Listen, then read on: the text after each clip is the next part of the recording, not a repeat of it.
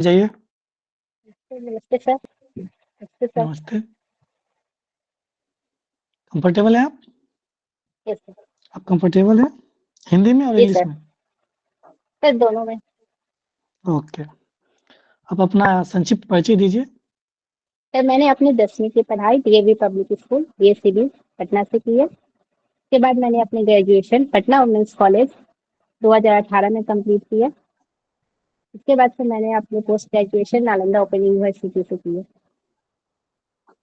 आपकी हॉबी क्या है? Sir poetry writing.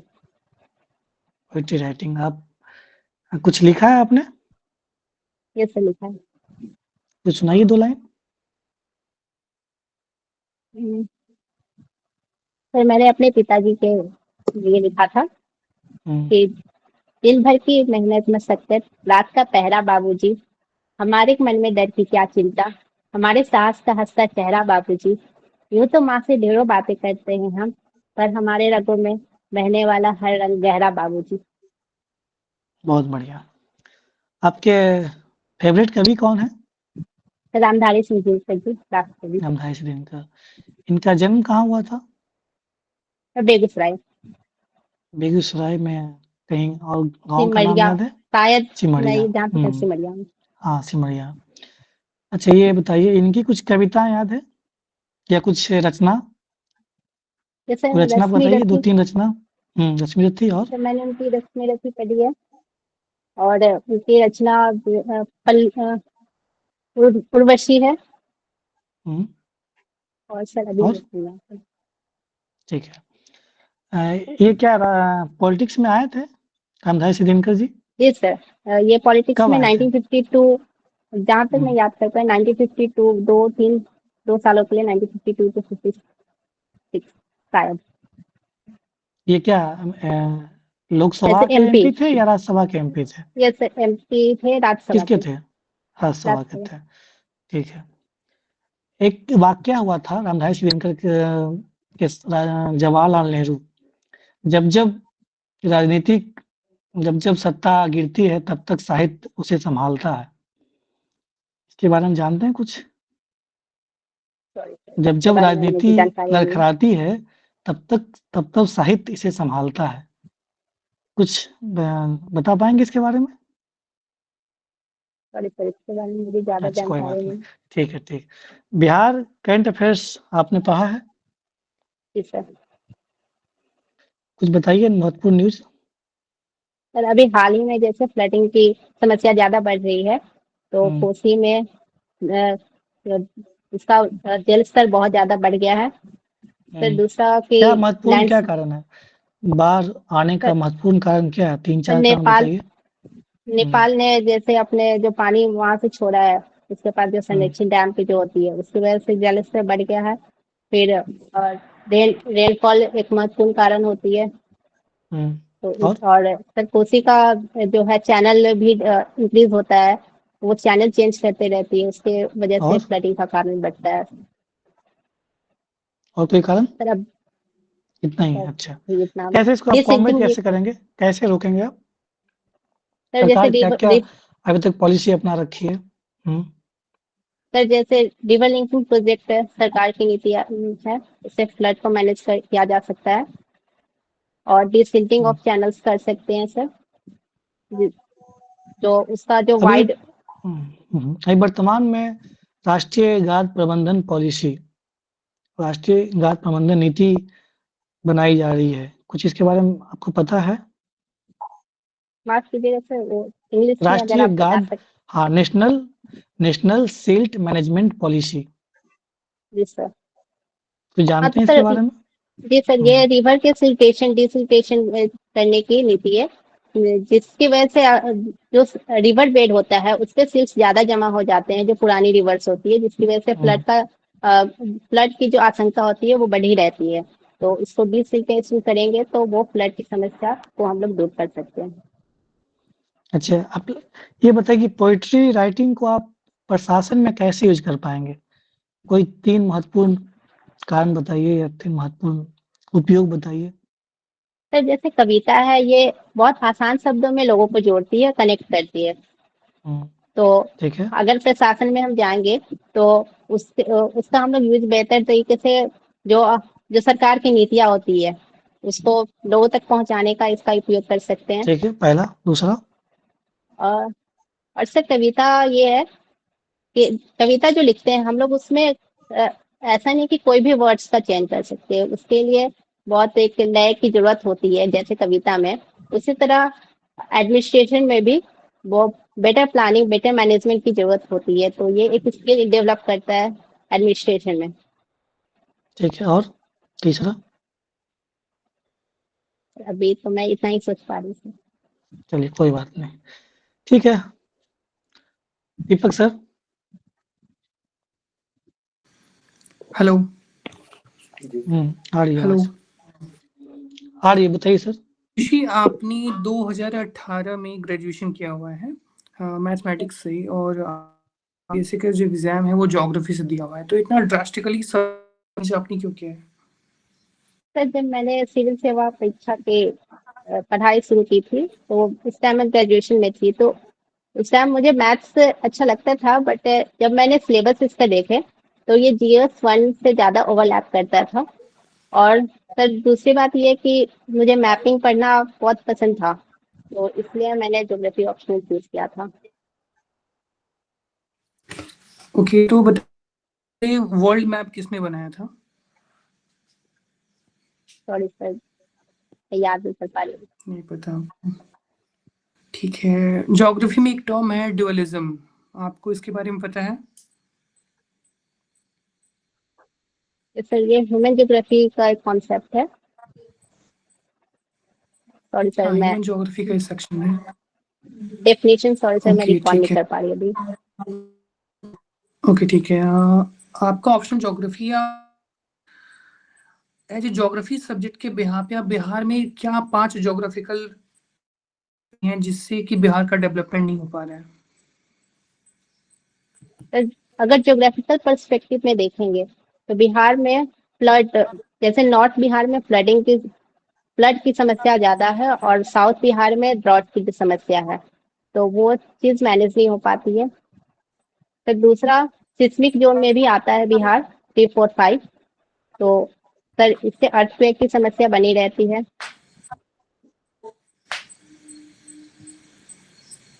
हेलो। और 3 रीजन और बताने हैं आपको।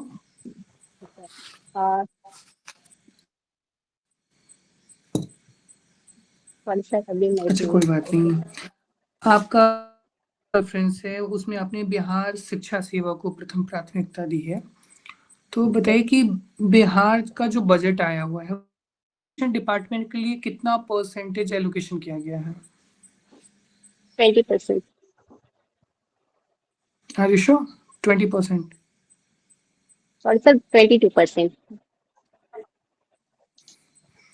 ओके, कोई बात नहीं, इसको देख लीजिएगा। एजुकेशन में आपको 5 मेजर चैलेंजेस क्या दिखते हैं और उसके लिए आप क्या इनिशिएटिव लेंगी? सर अभी अभी के हिसाब से अगर बिहार में एजुकेशन का स्तर देखेंगे तो लिटरेसी रेट काफी कम है और और राज्यों के हिसाब से, तो इसको इम्प्रूव करना चाहेंगे। फिर प्यूपिल टू टीचर रेशियो जो होती है वो प्राइमरी एजुकेशन पे बहुत सही है, लेकिन हायर एजुकेशन में वो काफी कम है, तो सर उसको इंक्रीज करने की। और सर ओके। इंफ्रास्ट्रक्चर लेवल पे देखेंगे तो इंफ्रास्ट्रक्चर अभी सरकारी स्कूलों की इंफ्रास्ट्रक्चर डेवलपमेंट उतनी उस स्तर पे नहीं हो पाती है, तो सर इंफ्रास्ट्रक्चर डेवलपमेंट भी काफी महत्वपूर्ण है। बिहार गवर्नमेंट अपने बजट का अराउंड 21% जो है वो एजुकेशन डिपार्टमेंट पे को देती है, फिर भी हम देखते हैं कि इतना मेजर प्रॉब्लम आ रहा है कि एजुकेशन डिपार्टमेंट डेवलप नहीं हो पा रहा है। आपको क्या लगता है कि इसमें क्या ड्रॉप कि अभी बिहार एजुकेशन इतना लैग कर रहा है? सर एक कारण इम्प्लीमेंटेशन का हो सकता है कि पॉलिसीज जब बनती है बट अगर उसका आउटकम उतना नहीं हो पाता है, तो एक इम्प्लीमेंटेशन ये एक रीजन हो सकता है। फिर दूसरा, पॉलिसीज डेवलपमेंट जो है वो उस स्तर पे नहीं हो पाती होगी, जैसे हर क्षेत्र का डिमांड अलग होता है डेवलपमेंट के लिए, तो सर जो जो उस क्षेत्र के अकॉर्डिंग अगर हम लोग पॉलिसीज बनाएंगे तो बेटर डेवलपमेंट कर सकते हैं। बिहार सरकार ने महिलाओं की शिक्षा बढ़ चढ़ कर काम किया है, फिर भी हम देख रहे हैं कि महिलाओं की शिक्षा में बढ़ोतरी बहुत कम हो रही है। आपको क्या लगता है इसके पीछे क्या रीजन होंगे? सर अभी बढ़ोतरी तो हो रही है धीरे धीरे, लेकिन एक रीजन हो सकता है कि हमारी जो सोसाइटी है वो पैट्रियार्कल नेचर की है, तो वो चीज अभी पूरी तरह से नहीं उभरा है बट धीरे धीरे कम हो रही है। तो वो चीज बढ़ रही है कि फीमेल एजुकेशन काफी बढ़ गई है पहले के मुताबिक। और ओके, आप एक महिला हैं और सरकार जो है महिलाओं को सरकारी सेवा में बहुत ही आरक्षण दे रही है, 33% पूरे भारत में महिलाओं को।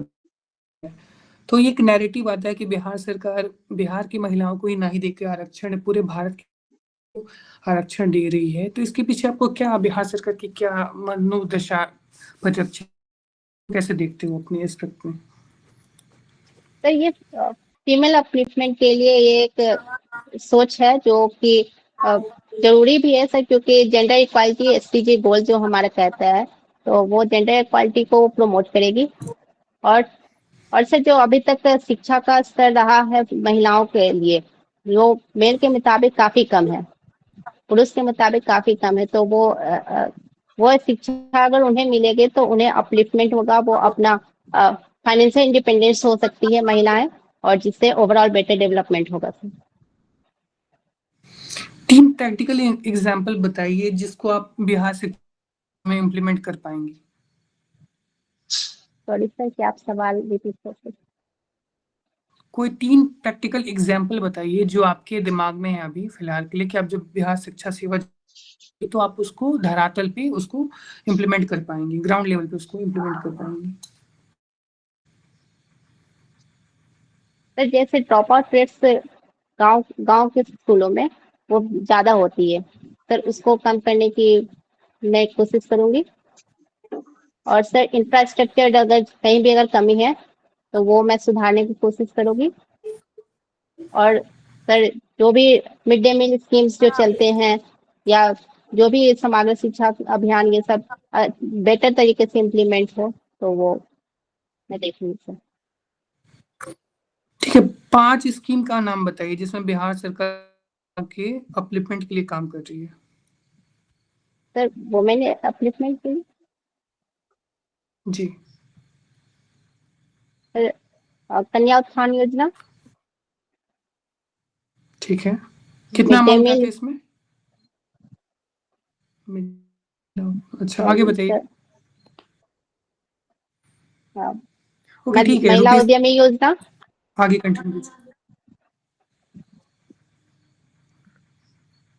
Okay. Rupesh sir. Yes, Ashwini sir हैं क्या? ओके। आयुषी, जैसा कि मैं आपका डैफ में देख पा रहा हूँ, आपने मैथमेटिक्स में ग्रेजुएशन और पोस्ट ग्रेजुएशन किया है। जी तो सर। मैं आपको एक सवाल दे रहा हूँ मैथमेटिक्स का। एक इक्वेशन है x² = 4, और यस सर। दूसरा सवाल है √4। दोनों का आंसर क्या डिफरेंट होगा या सेम होगा? यस सर, तो x² = 4 का जो आंसर होगा वो x +-2 होगा, और x जी, √4 का आंसर x 2 होगा। और अगर हम लोग माइनस में अगर उसको लिखना चाहें तो -2i इमेजिनरी नंबर के फॉर्म में लिख सकते हैं। √4 जी उसको सर। उसको आप आयोटा के फॉर्म में बोल रहे हैं? फिर 2 होगा, अगर इमेजिनरी नंबर के फॉर्म में लिखना चाहें तो ओके, मैं आपको एक सिचुएशन दे रहा हूँ। आपके फोन की गैलरी में एक फोटो है ट्रायंगल की, ठीक है? जी सर। आप उसे जूम करे जा रही हैं, तो हर एक जूम के साथ जो ट्रायंगल बनेगा वो सिंगुलर होगा या कॉन्ग्रुएंट होगा? अगर ट्रायंगल के अंदर है बहुत सारे ट्रायंगल तो वो कॉन्ग्रुएंट ट्रायंगल होंगे। नहीं, मैं ये कह रहा हूँ, एक ट्रायंगल की फोटो है आपकी फोन की गैलरी में, आप उस पिक्चर को जूम कर रही हैं, तो वो जो जूम करने के बाद ट्रायंगल चेंज होगा ना, उसकी साइज, तो वो हर एक जूम के साथ जो ट्रायंगल बनेगा वो सिमिलर ट्रायंगल होगा या कन्ग्रुएंट होगा? कॉन्ग्रुएंट होगी सर। कन्ग्रुएंट? जी नहीं, मेरे ख्याल से तो वो सिमिलर होना चाहिए। सॉरी सर, मैं गलत हो सकती हूँ। ओके। जैसा कि मैं देख पा रहा हूँ आपका पोस्ट प्रेफरेंस बिहार शिक्षा सेवा है। अभी बीपीएससी ने हाल ही में बहुत सारे शिक्षकों की भर्ती की है। क्या आपको लग रहा है कि अभी जो शिक्षक भर्ती होके आए हैं वो इतने क्वालिफाइड हैं कि वो शिक्षा के स्तर को ऊपर ले जा सकते हैं? क्योंकि हम लोगों ने बहुत सारी बातें देखी इस रिक्रूटमेंट के संबंध में कि वैसे बहुत सारे टीचर्स की भर्ती हो गई जो होने लायक नहीं थे। ऐसा हम लोग यूट्यूब के माध्यम से या और किसी भी माध्यम से हम लोग देख रहे हैं। आपको क्या लगता है? सर वैसे वैसे लोग भी होंगे जो जो उस अप जो उस लेवल तक नहीं पहुंच पाए होंगे, जो इनका नहीं होना चाहिए, लेकिन वैसे केसेस बहुत कम है सर। तो वो सब सामने आ रही है क्योंकि वो अच्छे से एनालाइज हो रहा है कि हाँ, टीचर्स की अच्छे से पहचान की जा रही है कि वो पढ़ाने योग्य है या नहीं। तो योग्यता वो हर स्कूल में वो चेक की जा रही है। तो मुझे लगता है जिस तरह से बीपीएससी ने इसका रिक्रूटमेंट प्रोसेस को बहुत अच्छे तरीके से जो लाया है, तो सर बिल्कुल बिहार शिक्षा के क्षेत्र में बहुत ऊपर तक जाएगा। अगर इनकी नियुक्ति का जो पूरा सिस्टम है वो अगर आपके हाथ में होता तो आप इसको कैसे करती या कुछ चेंजेस अगर आप कर सकती तो? सर जैसे रिक्रूटमेंट पॉलिसी है उसको और थोड़ा स्ट्रेंथन कर सकती थी। और सर जैसे एजुकेशनल डिमांड जो है, अभी सर टेक्नोलॉजिकल डिमांड्स भी ज़्यादा बढ़ रही है। तो सर अगर इसमें इंटरव्यू प्रोसेस भी लाके वो उस तरह से टीचर्स को वैसे रिक्रूट होते कि वो एजुकेशन और जो मॉडर्न टेक्नोलॉजी का यूज कर सके अपने एजुकेशन फील्ड में, ताकि बच्चे लोग अच्छे वोकेशनल ट्रेनिंग ये सब ले सकें। जी बिल्कुल, बहुत अच्छा। आयुषी, एक सवाल और आपसे आखिरी। क्योंकि आपने मैथमेटिक्स पढ़ी है तो जब भी हम लोग किसी फंक्शन की मैक्सिमम या मिनिमम वैल्यू को कैलकुलेट करते हैं तो हम लोग उसके डेरिवेटिव को इक्वल्स टू जीरो करते हैं। वो इक्वल्स टू जीरो ही क्यों करते हैं? तो जीरो इसलिए करते क्योंकि वो एक कांस्टेंट है और उसका किसी वैल्यू से कोई फर्क नहीं पड़ता। अगर उसमें जोड़ेंगे और घटाएंगे तो उससे फर्क नहीं पड़ेगा, क्योंकि इक्वल टू के बाद एडिशन सब्सट्रैक्शन का ज्यादा यूज होता है। नहीं, ऐसा नहीं होता एक्चुअली। जहाँ पे फंक्शन मैक्सिमम या मिनिमम होता है वहाँ पे उसका स्लोप जो है वो हॉरिजॉन्टल हो जाता है, यानी कि जीरो हो जाता है। इसलिए उसके डेरिवेटिव को जीरो किया जाता है। ओके, बहुत अच्छा आयुषी, मेरी तरफ से best of luck. Okay, Ayushi, your interview is over. Feedback. Ayushi, हम लोगों ने हर तरह से टच किया। मैथमेटिक्स से भी पूछे, अश्विनी सर ने पूछा, शिक्षा विभाग से आपके दीपक सर ने पूछा, बाकी हमने हॉबी पूछ ही लिया, कुछ करंट अफेयर्स पे चर्चा कर ही लिया। तो कुल मिलाकर के आपका कम्युनिकेशन स्किल बेहतर है और आप अच्छा फैब्रिकेट भी कर ले रही है, बैलेंस रखने का प्रयास कर रही है, जो कि एक बेहतर अप्रोच है। कब है आपका इंटरव्यू? तो 16 अक्टूबर। 16। आपके पास अभी 10-15 दिन समय है। कुछ योजनाओं का देख लेंगे, शिक्षा विभाग से जो योजना चल रहा है। अभी ई शिक्षा कोष के बारे में जानते होंगे। क्या है ई शिक्षा कोष, जानते हैं? ई शिक्षा कोष, पर ई सॉरी सर, शिक्षा कोष डिटेल नहीं एक, मालूम। नहीं जानते आप? तो इसको सर देख डिटेल लेंगे। नहीं मालूम। हाँ, ई शिक्षा कोर्स पेपर में अभी कितना बार आ चुका है। ये एक एप्लीकेशन है जिसके माध्यम से ही जो भी अटेंडेंस बनना है शिक्षकों का या जो भी पढ़ाई होगी तो इसी से होगी। तो इसको जो भी आपका शिक्षा विभाग का इनिशिएटिव है, क्योंकि आपका फर्स्ट प्रेफरेंस है, सेकंड में आपका मद निदेशक है ना, अध्यक्ष जी सर। अधीक्षक, तो उसको भी आप देख लेंगे। कुल मिला के कहने का मतलब ये है कि जो करंट अफेयर्स बिहार का और नेशनल, उसको गो थ्रू होते रहना है। बाकी ओवरऑल आपका बहुत बेहतर है, इसको आप परसिस्टेंट बना के रखेंगे। बाकी ऑल द बेस्ट। आयुषी, मेरी तरफ से कुछ रिकमेंडेशन है। जो ज्योग्राफी के जो मेजर टर्म्स होते हैं ना, उसको एक बार देख लीजिए आप। और स्मार्ट ज्योग्राफी अच्छे से देख के जाइएगा, क्योंकि जो भी इंटरव्यू बोर्ड में बैठे लोग होते हैं ना, वो आपको इंटरनेशनल ज्योग्राफी नहीं पूछेंगे, आपसे फिजिकल ज्योग्राफी नहीं पूछेंगे, ठीक है, बट बिहार पूछेंगे बिहार का जो एरिया होता है स्पेशली, ठीक है, लैटिट्यूड लॉन्गिट्यूड नेबरिंग स्टेट में है ना, कौन कौन से जिले टच होते हैं, रिवर सिस्टम क्या है बिहार में, फ्लड मैनेजमेंट है, ड्रॉट मैनेजमेंट है, सबसे पहले रिवर इंटरलिंकिंग कौन सी कंट्री में हुई थी, ठीक है, उसके क्या ड्रॉबैक है, क्या पॉजिटिव नेगेटिव पॉइंट है ना, और की जो टर्म चल रहे होंगे, विजन वाली मैगजीन आती है, उसको आप ना 4-5 महीने पिछले टर्म को देख लीजिएगा, प्लस साइंस टेक वाली पोर्शन को भी देख के जाइएगा, ताकि आप उसके जो भी एग्जाम्पल्स होते हैं ना, उसको ज्योग्राफी में इम्प्लीमेंट कर, ठीक है। बाकी थोड़ा आपको बिहार एजुकेशन सर्विस पे काम करने की जरूरत है, शिक्षा विभाग पे, और विमेन रिलेटेड थोड़ी इश्यू पे ना प्रैक्टिकल एग्जांपल लीजिए। आपसे मैंने स्कीम पूछा था, आप मनरेगा बता रही थी, मिड डे, तो उन चीज़ों को अवॉइड करना है, जो चीज़ें नहीं आती है उसके लिए सॉरी बोल देना है। बाकी आपकी वॉइस अच्छी है, कॉन्फिडेंट अच्छा है, ऑल द बेस्ट, ठीक है, थोड़ा सा इंप्रूव कर लेना है।